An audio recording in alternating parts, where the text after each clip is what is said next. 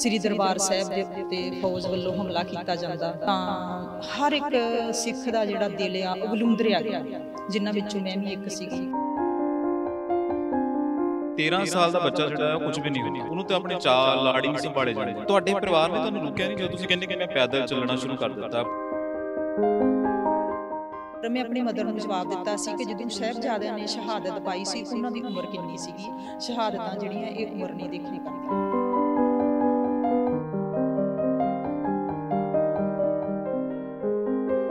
ਉਹਨਾਂ ਨੂੰ ਗਰੁੱਪਾਂ ਵਿੱਚ ਇਕੱਠੀਆਂ ਕਰਕੇ ਉਹਨਾਂ ਦੇ ਉੱਤੇ ਪੋਟਾਸ਼ੀਅਮ ਸੁੱਟ ਕੇ ਅੱਗ ਲਾਈ ਗਈ, ਉਹਨਾਂ ਦੇ ਉੱਤੇ ਬੰਬ ਸੁੱਟ ਕੇ ਉਹਨਾਂ ਨੂੰ ਉਡਾ ਦਿੱਤਾ ਗਿਆ। ਮੇਰੀ 21-22 ਸਾਲ ਦੀ ਉਮਰ ਸੀਗੀ ਜਦੋਂ ਮੈਨੂੰ ਪੁਲਿਸ ਨੇ ਅਰੈਸਟ ਕਰ ਲਿਆ ਹੈਗਾ। ਔਰ ਟਾਡਾ ਦੀ ਮੇਰੇ ਖਿਆਲ ਕੋਈ ਵੀ ਧਾਰਾ ਨਹੀਂ ਹੈਗੀ ਜਿਹੜੀ ਮੇਰੇ ਤੇ ਨਹੀਂ ਲੱਗੀ ਹੈਗੀ।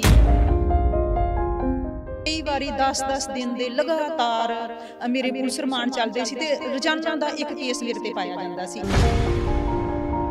ਤੂੰ ਵੀ ਪੱਤਰਕਾਰਾਂ ਦੇ ਸਾਹਮਣੇ ਸਾਡਾ ਲਿਖਿਆ ਹੋਇਆ ਬਿਆਨ ਜਿਹੜਾ ਹੈਗਾ ਵਾ KPS ਗਿੱਲ ਦੀ ਹਜ਼ੂਰੀ ਵਿੱਚ ਪੜ੍ਹਦੇ ਤਾਂ ਅਸੀਂ ਮਤਲਬ ਕਿ ਤੈਨੂੰ ਇੱਥੋਂ ਹੀ ਘਰੇ ਭੇਜ ਦੇਵਾਂਗੇ, ਤੇਰੇ ਸਾਰੇ ਕੇਸ ਵਾਪਸ ਲੈ ਲਾਂਗੇ। ਬੜਾ ਕੁਛ ਚੱਲਦਾ ਰਿਹਾ। ਸੰਗਰੂਰ ਜੇਲ੍ਹ ਦੇ ਬਾਹਰ ਗੱਡੀ ਜਾ ਕੇ ਰੁਕਦੀ ਹੈਗੀ ਆ ਤੇ ਮੇਰੇ ਮਦਰ ਕਹਿੰਦੇ ਕਿ ਉਸ ਟਾਈਮ ਫਿਰ ਕੋਈ ਨਾਲ ਅੱਗੇ ਨਹੀਂ ਹੋਇਆ। ਉਹਨਾਂ ਨੇ ਅੱਗੋਂ ਕਿਹਾ ਕਿ ਸਾਡਾ ਸਾਥ ਇੱਥੋਂ ਤੱਕ ਹੀ, ਹੁਣ ਅੱਗੇ ਤੁਹਾਨੂੰ ਇਕੱਲਿਆਂ ਨੂੰ ਜਾਣਾ ਪਏਗਾ। ਸਤਿ ਸ਼੍ਰੀ ਅਕਾਲ, ਤੁਸੀਂ ਦੇਖ ਰਹੇ ਹੋ TV ਪੰਜਾਬ। ਮੇਰਾ ਨਾਮ ਜਤਿੰਦਰ ਸਿੰਘ ਖਹਿਰਾ। ਪਿਛਲੇ ਕੁਝ ਦਿਨਾਂ ਤੋਂ ਮੈਂ ਬਲੂ ਸਟਾਰ ਆਪਰੇਸ਼ਨ ਦੇ ਨਾਲ ਲੜੀਵਾਰ ਇੰਟਰਵਿਊ ਕਰ ਰਿਹਾ। ਬਹੁਤ ਲੋਕਾਂ ਦੀ ਜ਼ਿੰਦਗੀ ਜਿਹੜੀ ਹੈ ਜੂਨ 1984 ਦੇ ਵਿੱਚ ਬਦਲ ਜਾਂਦੀ ਹੈ। ਦੂਸਰੇ ਸ਼ਬਦਾਂ ਵਿੱਚ ਕਹਾਂ ਕਿ ਦਰਬਾਰ ਸਾਹਿਬ ਦੇ ਉੱਤੇ ਹੋਏ ਹਮਲੇ ਨੇ ਬਹੁਤੇ ਲੋਕਾਂ ਦੀ ਜ਼ਿੰਦਗੀ ਬਦਲ ਦਿੱਤੀ। 13 ਸਾਲ ਦਾ ਜਵਾਕ ਜਿਹੜਾ ਹੈ ਕੁਝ ਨਹੀਂ ਹੁੰਦਾ। ਜਦੋਂ ਅਸੀਂ ਕੁੜੀ ਦੀ ਗੱਲ ਕਰਦੇ ਹਾਂ ਤਾਂ ਉਦੋਂ ਆਪਣੀਆਂ ਚੁੰਨੀਆਂ ਲੈਣੀਆਂ, ਰੰਗ ਬਰੰਗੇ ਖਿਡੌਣਿਆਂ ਦੇ ਨਾਲ ਖੇਡਣਾ ਇਹ ਤੋਂ ਹੀ ਨਹੀਂ ਵੇਲ ਹੁੰਦਾ। ਪਰ ਦਰਬਾਰ ਸਾਹਿਬ ਦੇ ਉੱਤੇ ਹੋਏ ਹਮਲੇ ਨੇ ਇਹ 13 ਸਾਲ ਦੀ ਕੁੜੀ ਨੂੰ ਵੀ ਝੰਜੋੜ ਕੇ ਰੱਖ ਦਿੱਤਾ। ਆਪਣੇ ਪਿੰਡ ਤੋਂ ਤੁਰ ਕੇ, ਯਾਨੀ ਕਿ ਪੈਦਲ ਤੁਰ ਕੇ ਦਰਬਾਰ ਸਾਹਿਬ ਵੱਲ ਜਾਣਾ ਤੇ ਬਸ ਉਹਦੇ ਲਈ ਹੀ ਮਰ ਮਿਟਣ ਦੀ ਜਿਹੜੀਆਂ ਗੱਲਾਂ ਉਹ ਕਰਨਾ ਸ਼ੁਰੂ ਕਰ ਦਿੱਤੀ। ਮੈਂ ਇਸ ਟਾਈਮ ਬੈਠਾ ਹਾਂ ਸੰਦੀਪ ਕੌਰ ਖਾਲਸਾ ਜੀ ਦੇ ਨਾਲ, ਜਿਹੜੀ 13 ਸਾਲ ਦੀ ਉਮਰ ਦੇ ਵਿੱਚ ਹੀ ਜਿਹੜਾ ਸੀ ਉਹਨਾਂ ਨੇ ਕਿਹਾ ਕਿ ਦਰਬਾਰ ਸਾਹਿਬ ਦੇ ਉੱਤੇ ਹਮਲਾ ਹੁੰਦਾ ਤਾਂ ਫਿਰ ਮੈਨੂੰ ਕੁਝ ਨਹੀਂ ਸੁਝਦਾ। ਉਹਨਾਂ ਦੇ ਨਾਲ ਗੱਲਬਾਤ ਕਰਾਂਗੇ। ਸੰਦੀਪ ਜੀ ਸਤਿ ਸ਼੍ਰੀ ਅਕਾਲ। ਸਤਿ ਸ਼੍ਰੀ ਅਕਾਲ ਜੀ। ਬਹੁਤ ਬਹੁਤ ਧੰਨਵਾਦ, ਤੁਸੀਂ ਸਮਾਂ ਦਿੱਤਾ। ਜਦੋਂ ਤੁਸੀਂ ਕਹਿੰਦੇ ਹੋ ਕਿ ਤੁਹਾਡੀ ਉਮਰ ਉਦੋਂ ਤੋਂ 13 ਸਾਲ ਦੀ ਸੀ, ਕਿੱਦਾਂ, ਕੀ ਖਿਆਲ ਸੀ ਉਦੋਂ ਜਦੋਂ ਤੁਸੀਂ ਸੋਚ ਲਿਆ? ਤੁਹਾਨੂੰ ਕਿਵੇਂ ਪਤਾ ਲੱਗਾ ਕਿ ਦਰਬਾਰ ਸਾਹਿਬ ਦੇ ਉੱਤੇ ਹਮਲਾ ਹੋ ਜਾਂਦਾ ਹੈ, ਆਰਮੀ ਨੇ ਹਮਲਾ ਕਰ ਦਿੱਤਾ? ਜਦੋਂ ਮੇਰਾ ਜਨਮ ਹੁੰਦਾ ਹੈ ਤੇ ਉਹਨਾਂ ਦਿਨਾਂ ਦੇ ਵਿੱਚ ਥੋੜ੍ਹੀ ਜਿਹੀ ਮੈਂ ਵੱਡੀ ਹੁੰਦੀ ਹਾਂ, ਹੋਸ਼ ਸੰਭਾਲਦੀ ਹਾਂ, ਤਾਂ ਮੈਂ ਇਹੀ ਦੇਖਦੀ ਹੈਗੀ ਹਾਂ ਕਿ ਚਾਰੇ ਪਾਸੇ ਜਿਹੜਾ ਹੈਗਾ ਵਾ ਸਿੱਖਾਂ ਦੇ ਨਾਲ ਜ਼ਿਆਦਤੀਆਂ ਹੋ ਰਹੀਆਂ ਨੇਗੀਆਂ। ਧਰਮ ਯੁੱਧ ਮੋਰਚਾ ਲੱਗਿਆ ਹੋਇਆ ਹੈ, ਉਹਦੇ ਬਾਰੇ ਵਿਚਾਰਾਂ ਹੁੰਦੀਆਂ ਨੇਗੀਆਂ। ਸਾਡੇ ਪਿੰਡ ਤੋਂ ਵੀ ਜਥੇ ਜਿਹੜੇ ਹੈਗੇ ਆ ਉਹ ਧਰਮ ਯੁੱਧ ਮੋਰਚੇ ਵਿੱਚ ਗ੍ਰਿਫਤਾਰੀ ਕਰਨ ਲਈ ਜਾਂਦੇ ਹੈਗੇ ਆ। ਮੈਂ ਵੀ 2-3 ਵਾਰੀ ਮੈਨੂੰ ਵੀ ਮੌਕਾ ਮਿਲਿਆ ਛੋਟੇ ਹੁੰਦਿਆਂ ਧਰਮ ਯੁੱਧ ਮੋਰਚੇ ਵਿੱਚ ਲੁਧਿਆਣਾ ਦੀ ਜੇਲ੍ਹ ਕੱਟਣ ਦਾ। ਤਾਂ ਇਸ ਤਰੀਕੇ ਦੇ ਨਾਲ ਹੀ ਸਾਰਾ ਜਿਹੜਾ ਮਾਹੌਲ ਸੀਗਾ ਉਹ ਸਿਰਜਿਆ ਜਾ ਰਿਹਾ ਸੀ ਉਹਨਾਂ ਦਿਨਾਂ ਦੇ ਵਿੱਚ। ਜੂਨ 1984 ਦੇ ਵਿੱਚ ਜਦੋਂ ਸੰਤ ਜਰਨੈਲ ਸਿੰਘ ਭਿੰਡਰਾਂਵਾਲੇ ਬਹੁਤ ਜ਼ਿਆਦਾ ਇੱਕ ਚਰਚਿਤ ਸ਼ਖਸੀਅਤ ਸਿੱਖ ਲੀਡਰ ਵਜੋਂ ਜਿਹੜੇ ਉੱਭਰੇ ਸੀਗੇ, ਉਹਨਾਂ ਦੇ ਦਰਸ਼ਨ ਕਰਨ ਦਾ ਵੀ ਮੈਨੂੰ ਮੌਕਾ ਮਿਲਿਆ। ਔਰ ਜਦੋਂ ਇਸ ਜੂਨ 1984 ਦੇ ਵਿੱਚ ਸ੍ਰੀ ਦਰਬਾਰ ਸਾਹਿਬ ਦੇ ਉੱਤੇ ਫੌਜ ਵੱਲੋਂ ਹਮਲਾ ਕੀਤਾ ਜਾਂਦਾ ਤਾਂ ਹਰ ਇੱਕ ਸਿੱਖ ਦਾ ਜਿਹੜਾ ਦਿਲ ਆ ਉਹ ਬਲੂੰਦਰਿਆ ਗਿਆ, ਜਿਨ੍ਹਾਂ ਵਿੱਚੋਂ ਮੈਂ ਵੀ ਇੱਕ ਸੀਗੀ। ਜਦੋਂ ਮੈਨੂੰ ਵੀ ਪਤਾ ਲੱਗਿਆ ਕਿ ਸਾਡੇ ਜਾਨ ਤੋਂ ਪਿਆਰੇ ਹਰਿਮੰਦਰ ਸਾਹਿਬ ਸ੍ਰੀ ਅਕਾਲ ਤਖਤ ਸਾਹਿਬ 'ਤੇ ਫੌਜ ਨੇ ਹਮਲਾ ਕਰ ਦਿੱਤਾ ਹੈ, ਤਾਂ ਫਿਰ ਮੇਰੇ ਕੋਲੋਂ ਵੀ ਮੁਸ਼ਕਲ ਹੋਇਆ ਕਿ ਮੈਂ ਇੱਕ ਚੈਨ ਦੀ ਜ਼ਿੰਦਗੀ ਜੀਵਾਂ। ਉਹ ਫਿਰ ਮੇਰੇ ਜਿਹੜੇ ਕਦਮ ਹੈਗੇ ਆ ਉਹ ਆਪਣੇ ਆਪ ਹੀ ਜਿਹੜੇ ਹੈਗੇ ਸ੍ਰੀ ਅੰਮ੍ਰਿਤਸਰ ਵੱਲ ਨੂੰ ਤੁਰ ਪਏ। ਅੱਛਾ, ਜਦੋਂ ਮੈਂ ਗੱਲ ਕਰ ਰਿਹਾ ਸੀਗਾ ਇੰਟਰੋਡਕਸ਼ਨ ਦੇ ਵਿੱਚ ਵੀ ਤੇ ਕਿ 13 ਸਾਲ ਦਾ ਬੱਚਾ ਜਿਹੜਾ ਉਹ ਕੁਝ ਵੀ ਨਹੀਂ ਹੁੰਦਾ, ਉਹਨੂੰ ਤੇ ਆਪਣੇ ਚਾਲ ਲਾੜੀ ਨਹੀਂ ਸੰਭਾਲੇ ਜਾਂਦੇ। ਤੁਹਾਡੇ ਪਰਿਵਾਰ ਨੇ ਤੁਹਾਨੂੰ ਰੋਕਿਆ ਨਹੀਂ ਜਦੋਂ ਤੁਸੀਂ ਕਹਿੰਦੇ ਕਿ ਮੈਂ ਪੈਦਲ ਚੱਲਣਾ ਸ਼ੁਰੂ ਕਰ ਦਿੱਤਾ? ਪਰਿਵਾਰ ਦੇ ਵਿੱਚ ਕੌਣ ਕੌਣ ਆ ਤੇ ਪਿੰਡ ਕਿਹੜਾ ਪਹਿਲਾਂ ਤੁਹਾਡਾ, ਇਹ ਦੱਸਿਓ। ਮੇਰਾ ਪਿੰਡ ਗੁਰਦਾਸਪੁਰ ਜ਼ਿਲ੍ਹੇ ਦੇ ਵਿੱਚ ਸਾਰਚੂਰ ਪਿੰਡ ਆ ਮੇਰੇ ਪੇਕਿਆਂ ਦਾ, ਤੇ ਅਸੀਂ 6 ਭੈਣਾਂ ਏ, ਇੱਕ ਸਾਡਾ ਭਰਾ ਸੀਗਾ। ਤੇ ਪਰਿਵਾਰਕ ਮੈਂਬਰਾਂ ਨੇ ਤੇ ਜਦੋਂ ਇਸ ਸੰਘਰਸ਼ ਦੀ ਗੱਲ ਚੱਲਦੀ ਸੀ ਜਾਂ ਉਹਨਾਂ ਦਿਨਾਂ ਵਿੱਚ ਜਦੋਂ ਕੋਈ ਸਿੰਘ ਸ਼ਹੀਦ ਹੁੰਦੇ ਸੀਗੇ, ਉਹਨਾਂ ਦੇ ਭੋਗ ਦੀਆਂ ਖਬਰਾਂ ਜਿਹੜੀਆਂ ਨੇਗੀਆਂ ਉਹ ਅਖਬਾਰਾਂ ਵਿੱਚ ਲੱਗਦੀਆਂ ਸੀ, ਤਾਂ ਮੈਂ ਉਹਨਾਂ ਨੌਜਵਾਨਾਂ ਦੇ ਸ਼ਹੀਦ ਸਿੰਘਾਂ ਦੀਆਂ ਫੋਟੋਆਂ ਦੀ ਕਟਿੰਗ ਕਰਕੇ ਤਾਂ ਇੱਕ ਕਾਪੀ ਦੇ ਵਿੱਚ ਉਹਨੂੰ ਚੇਪ ਦਿੰਦੀ ਸੀਗੀ ਤੇ ਉੱਤੇ ਛੋਟੇ ਛੋਟੇ ਆਪਣੇ ਵਿਚਾਰ ਲਿਖ ਦਿੰਦੀ ਸੀਗੀ, ਇਸ ਚੀਜ਼ ਨੂੰ ਫੀਲ ਕਰਦੀ ਸੀਗੀ। ਖਾਸ ਤੌਰ ਤੇ ਮੇਰਾ ਖਿਆਲ ਜਦੋਂ 1982 ਦੇ ਵਿੱਚ ਇੱਕ ਰੇਲ ਅੰਦੋਲਨ ਦੇ ਵਿੱਚ ਕਾਫੀ ਸਿੰਘ ਜਿਹੜੇ ਹੈਗੇ ਆ ਉਹ ਰੇਲ ਥੱਲੇ ਦੇ ਕੇ ਸ਼ਹੀਦ ਕਰ ਦਿੱਤੇ ਗਏ ਆ, ਤਾਂ ਅਗਲੇ ਦਿਨ ਉਹ ਜਿਹੜੇ ਸ਼ਹੀਦ ਕੀਤੇ ਸਿੰਘ ਉਹਨਾਂ ਦੀਆਂ ਅਖਬਾਰ ਦੇ ਉੱਤੇ ਤਸਵੀਰਾਂ ਆਉਂਦੀਆਂ ਨੇ। ਉਸ ਚੀਜ਼ ਨੇ ਮੈਨੂੰ ਬਹੁਤ ਜ਼ਿਆਦਾ ਝੰਜੋੜ ਦਿੱਤਾ, ਔਰ ਮੈਂ ਉਹ ਜਿਹੜੀ ਸਾਡੇ ਘਰੇ ਸ਼ੁਰੂ ਤੋਂ ਹੀ ਅਜੀਤ ਅਖਬਾਰ ਜਿਹੜੀ ਉਹ ਲੱਗੀ ਹੁੰਦੀ ਸੀਗੀ, ਸਾਡੇ ਫਾਦਰ ਸਾਹਿਬ ਪੜ੍ਹਦੇ ਸੀਗੇ, ਮੈਂ ਉਹ ਅਖਬਾਰ ਜਿਹੜੀ ਆ ਸਕੂਲ ਵਿੱਚ ਲੈ ਕੇ ਗਈ, ਆਪਣੀਆਂ ਸਹੇਲੀਆਂ ਨੂੰ ਦਿਖਾਈ, ਉਹਨਾਂ ਦੇ ਨਾਲ ਇਸ ਚੀਜ਼ ਦੀ ਚਰਚਾ ਕੀਤੀ ਕਿ ਆਹ ਦੇਖੋ ਕਿਸ ਤਰ੍ਹਾਂ ਜਿਹੜੇ ਹੈਗੇ ਆ ਨੌਜਵਾਨ ਹੈਗੇ ਆ, ਇਹ ਸਰਕਾਰ ਨੇ, ਪੁਲਿਸ ਨੇ ਜਿਹੜੇ ਹੈਗੇ ਆ ਰੇਲ ਥੱਲੇ ਦੇ ਕੇ ਇਹਨਾਂ ਨੂੰ ਸ਼ਹੀਦ ਕਰ ਦਿੱਤਾ ਹੈਗਾ, ਇਹ ਕਿਉਂ ਹੋਇਆ ਹੈ। ਔਰ ਮੈਂ ਆਪਣੀਆਂ ਸਾਰੀਆਂ ਸਹੇਲੀਆਂ ਨੂੰ ਜਿਹੜੀਆਂ ਇੱਕ ਇੱਕ ਦੋ ਦੋ ਫੋਟੋਆਂ ਸੀ ਉਹ ਵੰਡ ਦਿੱਤੀਆਂ। ਔਰ ਮੇਰੇ ਕੋਲ ਜਿਹੜੀ ਮੈਨੂੰ ਸਭ ਤੋਂ ਜ਼ਿਆਦਾ ਪ੍ਰਭਾਵਿਤ ਕਰਨ ਵਾਲੀ ਤਸਵੀਰ ਸੀ, ਜਿਹਦੇ ਵਿੱਚ ਗੁਰਮੀਤ ਸਿੰਘ ਨਾਂ ਦਾ ਇੱਕ ਨੌਜਵਾਨ ਸੀ ਜਿਹੜਾ ਕਿ 6 ਭੈਣਾਂ ਦਾ ਕੱਲਾ ਕੱਲਾ ਭਰਾ ਸੀ, ਉਹ ਵੀ ਸ਼ਹੀਦ ਹੋ ਗਿਆ ਸੀ।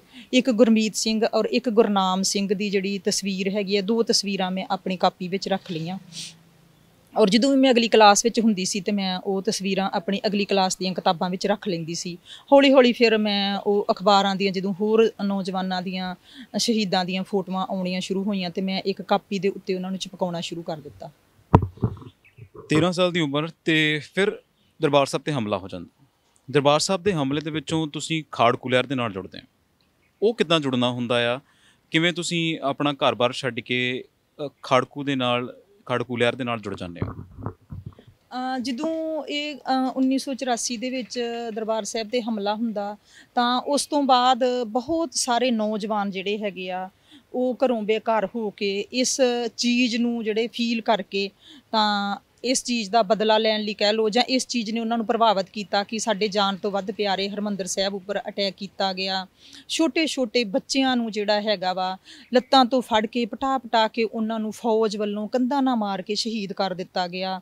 ਗਰੁੱਪਾਂ ਵਿੱਚ ਜਿਹੜੇ ਬਜ਼ੁਰਗ ਮਾਈਆਂ ਜਾਂ ਜਿਹੜੇ ਯਾਤਰੂ ਦਰਬਾਰ ਸਾਹਿਬ ਆਏ ਸੀ ਉਹਨਾਂ ਨੂੰ ਗਰੁੱਪਾਂ ਵਿੱਚ ਇਕੱਠਿਆਂ ਕਰਕੇ ਉਹਨਾਂ ਦੇ ਉੱਤੇ ਪੋਟਾਸ਼ੀਅਮ ਸੁੱਟ ਕੇ ਅੱਗ ਲਾਈ ਗਈ, ਉਹਨਾਂ ਦੇ ਉੱਤੇ ਬੰਬ ਸੁੱਟ ਕੇ ਉਹਨਾਂ ਨੂੰ ਉਡਾ ਦਿੱਤਾ ਗਿਆ।